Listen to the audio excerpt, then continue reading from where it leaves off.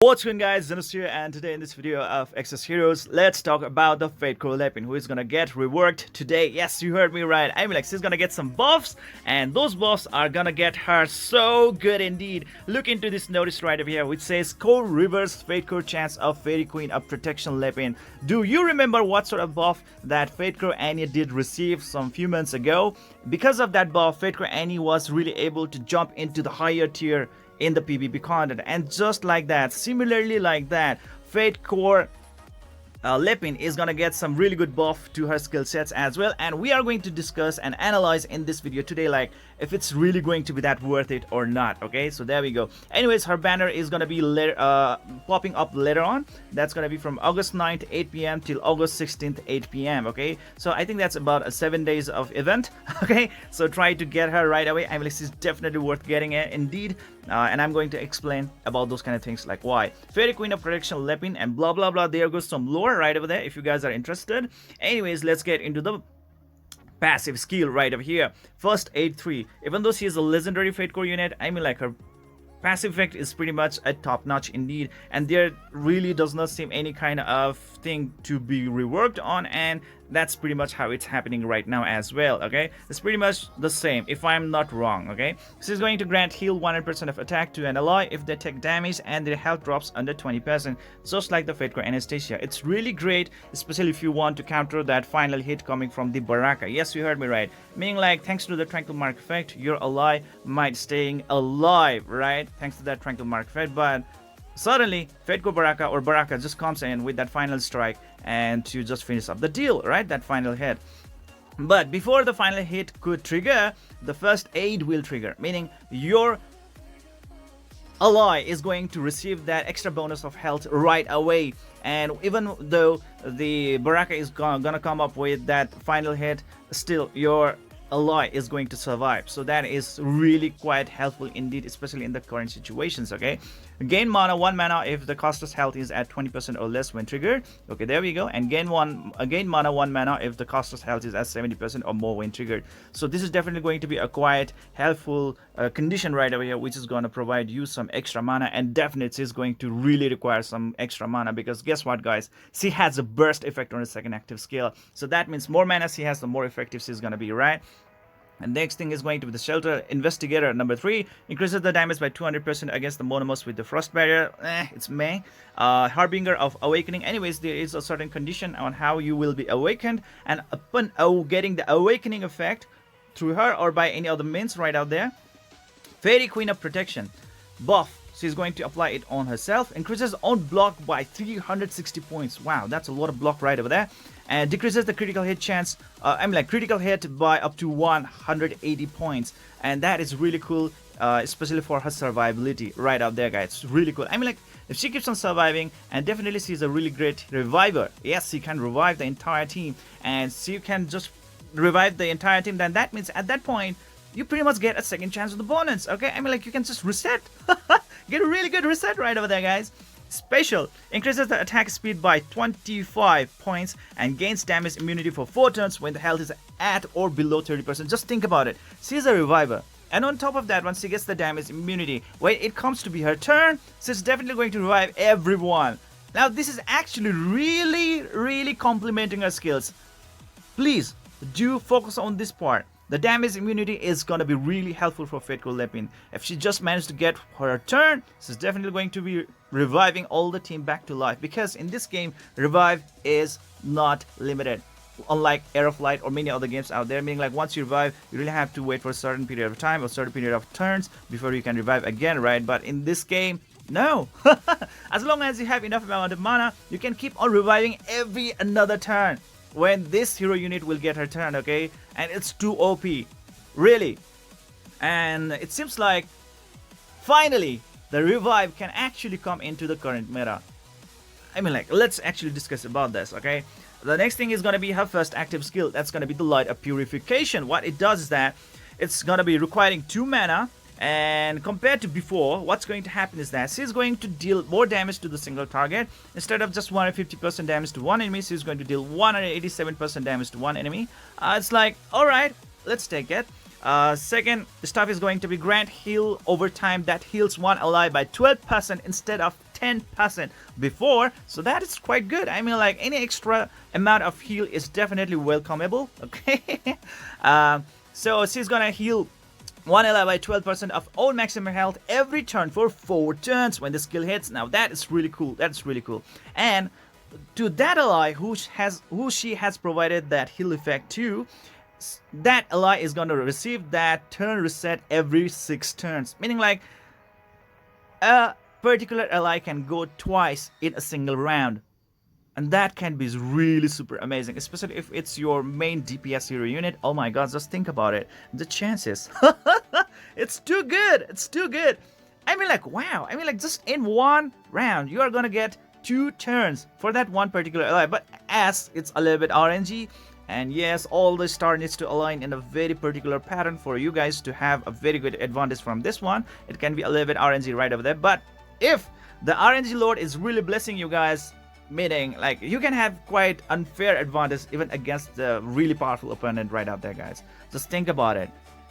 Resets the turn of the ally once every 6 turns. It is pretty unique indeed. No any other hero units out there in the game had ever this kind of skill effect. This is insane. This is cool. I mean, like, not like, yes, the RNG needs to be in the right place, but still, it's quite amazing. All right, that's what I have to say. Cleanses all debuffs and damage over time effects from the target as well. So that is quite good. I mean, like, so many effects in just one skill. There are 4 effects. This is going to deal damage. This is going to provide that heal over time to that particular one ally unit, who is supposed to be the one with the lowest HP at the, in the battle. Okay, the one with the lowest maximum health is supposed to be the one who is supposed to receive this buff. Okay, there we go. And there's a special thing right over there that particular ally is going to get 2 turns per 1 round. That is definitely awesome. And the next thing is cleanse, guys. Wow, I mean, like, there are a lot of things to really consider with the first skill. It's too good.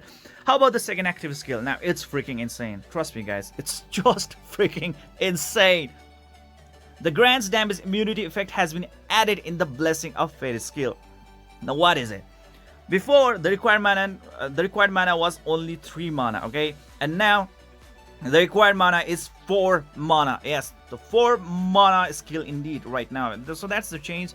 You might be a little bit sad right over there, saying that, like, oh my god, 1 additional mana, I think it might really hinder this skill. But I would say definitely hell no, because right now we have Fate Core Iris for the first thing. She provides 2 mana for everyone, right? That is really one good thing. And the second thing is that she's a frost unit, and usually she goes lost. She is quite slow unit indeed, ladies and gentlemen. And you guys must have noticed, like, how frequently the block effect really goes on around. As a frost unit, she's definitely going to gain 1 additional mana per any kind of frost effect being triggered, or let's say that, block effect being triggered during the battle. Any block triggered, she will gain 1 additional mana. So that is quite effective indeed. I've already tested and tried it out.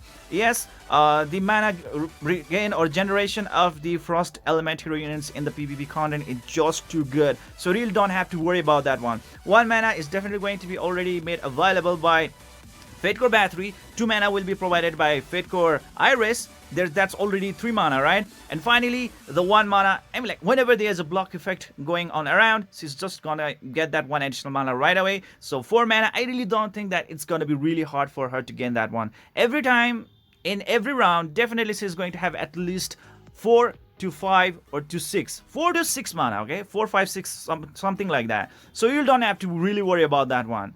Okay, being a frost element, this is definitely quite amazing unit indeed. Trust me, it's just too cool. So that is it, guys. And now, what's the new effect that is going to be applied? Thing is that, like, she's going to heal all allies by 24% of own maximum health. Ladies and gentlemen, that's a lot of increase, because before she used to only heal 13% of her own maximum health. 11% increase in healing. That is definitely awesome, guys. Something that you really have to note it down. Yes, it's superb. 20%, that's a lot. And cleanse effect cleanses all debuffs and damage over time effects from all allies. Okay, that is quite cool. But the best thing, the best part, now it comes in. It kicks in right over here, guys. Revives all dead allies and grants damage immunity 1 time. Wow, now that is insane. Freakingly damn insane. I actually made some conversation with some of the data miners or the like the data diggers, and then they came up with this conclusion that she could actually be a really good counter to the current meta of the Fate Corera. Yes, I mean, like, she can counter Fate Corera. Just think about it, okay? I mean, like, usually she goes the lost, right? And what's going to happen is that if she is going to use her second active skill, she is going to heal all the allies. That's really great. She is going to revive any dead ally if there is one. And on top of that one, after reviving the allies, she's also going to grant the damage immunity to them. Think about it. For one time. It's not for one turn. It's for one time. Meaning that damage immunity is gonna stick around. Just like Summer Blessing, I think. Okay? If I'm wrong, please do correct me out, alright? But it's going to stick around just like that Summer Blessing. Whenever it's going to trigger, now that's the time it's gonna go away. Alright? Meaning, the next turn, in the second round, the first turn when the Fate Corera of the opponent is going to spam her AoE strike, in that time, think about it, guys. Think about it. At that time, your whole team is going to be quite immune to the damage of the Fate Corera from the opponent. That would be really OP, guys. Really OP. Because the AoE damage of the Fate Corera on the second round is the one that is the deadliest of all. If you just can be immune at that turn, think about it. It's like, what the hell just happened? Okay? It's like, damn it! That would be so freaking insane. Now the thing is that, like, we really need to confirm how this special is really going to work out, which definitely we really need to test her out in the battles. That's the time when we will be really able to confirm her actual stuff. But looking into this one, what I'm going to assume is that even though she's not really going to revive the allies, meaning definitely when all of your allies are pretty much, already alive, they are not dead, meaning like nobody's gonna get revived, right? And still, the damage immunity will be applied on the allies. Still, the damage immunity will be applied. So that's the assumption right now, okay? And definitely that's going to be really great indeed. So anyways, I'm really eager to test her out in the PvP contests right away as soon as possible. Well, let's see if my stats is actually going to help me with that. I really don't know, but I mean, like, she can be really good in countering the current meta of the Fate Corera. In the second round, she can really provide that damage immunity to everyone so that you can just withstand that attack from the Fate Corera. And on top of that one, guys, revive is pretty much unlimited in this game. As long as you have mana, you can keep on spamming your revive skill and you can keep on reviving your team over and over again. And it's not even a single target revive. It's an AoE revive. It revives all dead allies all the freaking time. And on top of that one, being able to grant the damage immunity, definitely the Shuriken is going to be not able to, deal a lot of damage at all. But as it's a burst effect, I mean, like, the HP of the revived allies is definitely going to be quite high in, already.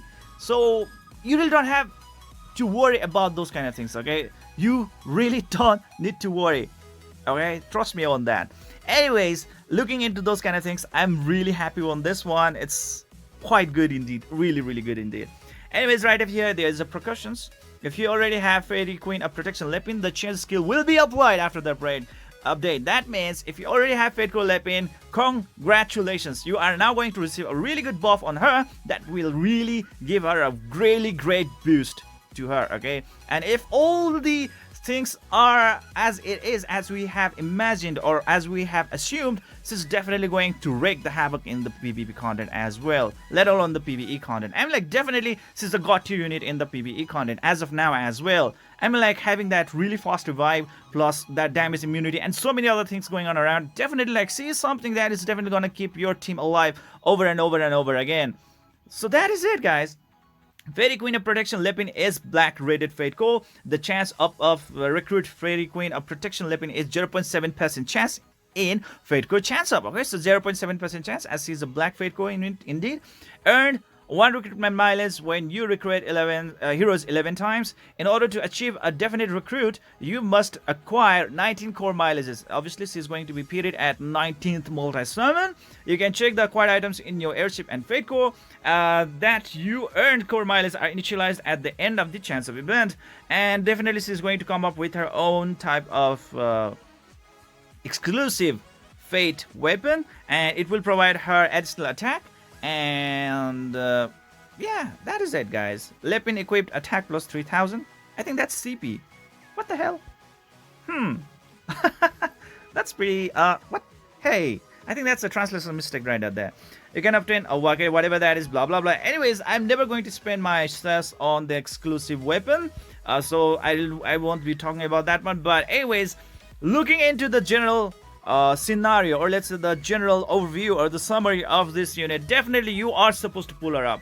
If you're asking me, is she really worth summoning? Is she really worth pulling? Is she really worth recruiting so that you can, like, add her to your teams?